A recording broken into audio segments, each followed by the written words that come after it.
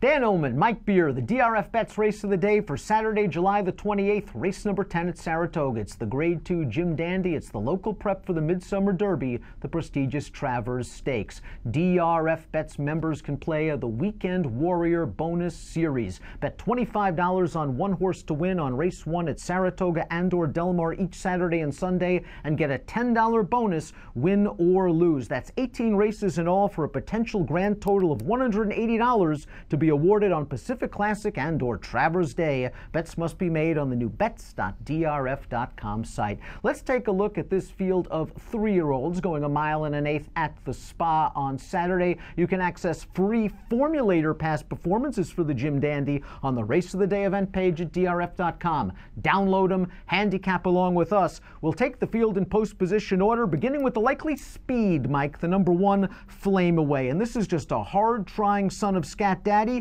Disappointed a bit last time out in the Grade 3 Ohio Derby, and I have to admit, I really didn't see much of an excuse.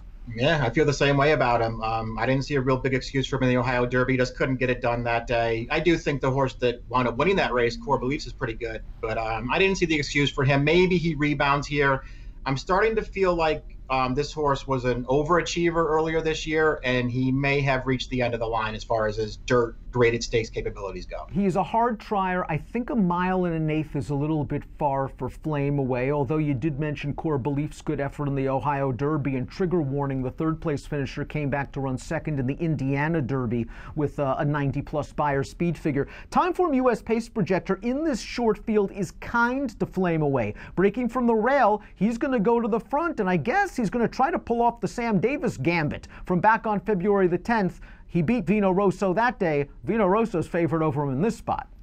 Yeah, I mean, we'll see how the pace all plays out. I think there is a scenario where he just goes to the front here and gets control. On the other hand, I wouldn't be surprised to see somebody else showing some speed in this race. I think the horse with the most upside in this race is the number 2 Tenfold, going out for Steve Asmussen. This horse was only beaten 3/4 of a length by Justify in a sloppy edition of the Preakness. And in the Belmont, I don't think he ran badly at all. It looked like he was on hold and being a little bit conservatively ridden on the far turn. And then the next thing you know, Justify just spurted away from him, and he was on the chase at the quarter pole for only his 5th lifetime start. I mean, I thought it was a good performance, and he's tactical enough to stay close.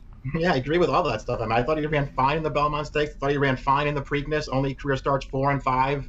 This horse has come a long way in a short amount of time. And you know what? He's been a good horse from day one. I think he showed that he had some real ability in his first couple of career starts. This just feels like a great spot for him, Dan. I mean, I think he's going to get a really good trip in this race. I still think he has way forward to go. I don't know. It's a very short field without that much to it, and I'm just happy to take this horse in this race. Positive formulator fact for Tenfold. Past 5 years, 3-year-old dirt route graded stakes horses coming off a 45 to 60-day layoff. Asmussen's 5 for 11, 10 hit the board, $2.09 return on investment. The number 3 is Re-Ride, a horse that pulled off a couple of stakes wins in a row earlier this year, including a score in the Mind That Bird Derby over 3 next out winners. Then they sent him to Dubai in the UAE Derby, and Mendelssohn cleaned his clock. He was okay, I guess, on turf last time out. Sort of an interesting spot here for Re-Ride. He's a horse that could press Flame Away early.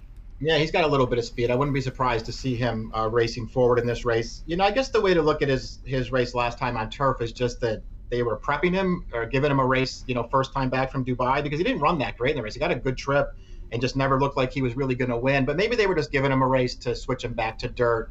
And we'll see if that works out for him. I thought his best race so far, the Mind That Bird Derby, was more sort of workmanlike than anything else, but he did get it done there over a heavy favorite. He has to really improve in this race. Keelan Graduate, the number 4 Sporting Chance. Luis Saez aboard 8-1 on the morning line. Both of his lifetime wins came at Saratoga, including a score in the Grade 1 Hopeful, a race in which he ducked out sharply late and almost lost the jockey. That's a bad habit that Sporting Chance has, but he's getting blinkers now for the first time, and maybe that'll help him. And I also think he's dirtied up a little bit. He had a terrible trip in the Pat Day Mile 2 starts back, and in the Preakness against Justify. I don't think he likes a wet track that much either. Yeah, I agree with all that stuff. I mean, he had an impossible trip 2 starts back. I mean, I really liked them cutting him back to the 1-turn mile 2 back, but that just didn't work out for him.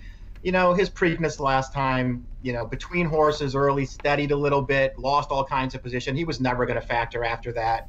I don't know if I really think he wants to go 9 furlongs, Dan, but I do think he's a really good horse. And I do think, I mean, I don't know if this is all by design or not, but where is this horse's speed? This horse was a wicked fast 2-year-old. If he's my horse, I'm telling Luis Saez to go to the lead in this race. And I would not be surprised at all if he could make the front, if he could take this field a long way on the front end. He's a long shot that I'm using in this race. Maybe the blinkers will get him into the race early. The 5 Vino Rosso, even money on the morning line, winner of the Wood Memorial in the Belmont. Didn't think it was a bad effort for a horse that we expected to go that 1.5 miles. He kind of got bounced around in the first furlong of that race and then was sort of splitting horses down the backstretch, 3 wide, 4 furlongs out, and just sort of stayed on evenly as we expected him to do at the 1.5 miles. He's going to probably have to come from last in this race, and he may need some help up front, but on his best, his Wood Memorial's probably good enough to win this. Yeah, I do think his Wood Memorial probably is good enough to win it. We'll see if he can run back to that race, because that's sort of the one race you can point to, at least from my perspective so far, that, you know, makes him one of the better 3-year-olds in the country. And of course, that was the day where he had a really big, fast pace in front of him, a couple of horses who probably didn't want to go that far, and he just ran them over in the stretch. You're sort of still waiting for him to back that race up, but you know, what real chances he had to back it up? A sloppy track in the Derby and then making an early move after justifying the Belmont. Neither of those were going to work out. I think he's okay. I'm not sure where I really stand on him as far as the top 3-year-olds in the country go right now. But if he runs his Wood, he's a big contender in this race. Top picks for the DRFBets Saturday race of the day. The Jim Dandy. Mike's going with Tenfold to number 2. I'll go somewhat reluctantly with Vino Rosso. He might be up against it from a pace standpoint. I also want to use a lot of your horse, the 2 Tenfold. How do you play this race? I like Tenfold in here. He's probably too short a price for me to bet him to win. But I'm going to use him with the 4 Sporting Chance and hope that Sporting Chance is on ascent.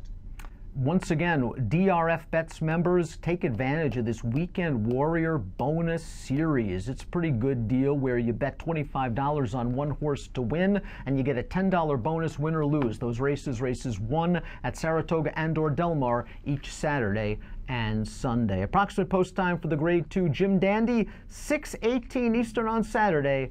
Good luck.